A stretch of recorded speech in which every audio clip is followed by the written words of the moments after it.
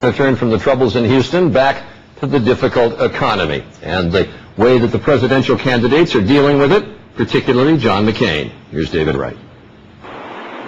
John McCain was against the government bailout of AIG before he was reluctantly for it.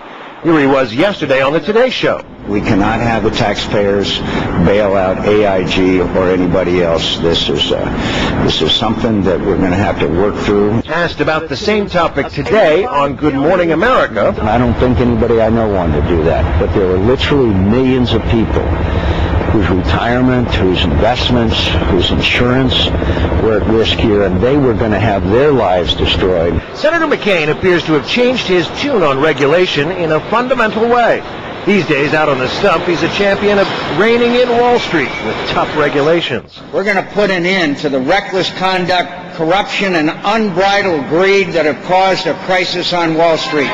But for more than 25 years in the Senate, McCain has fashioned himself a champion of smaller government, less regulation. I am less government, less regulation, lower taxes, etc., etc. In the mid-1990s, he supported a measure to ban all new government regulation. McCain supported legislation a decade ago that broke down the firewalls between banks, investment houses, and insurance companies, the very rules that companies like AIG exploited to get into the current mess.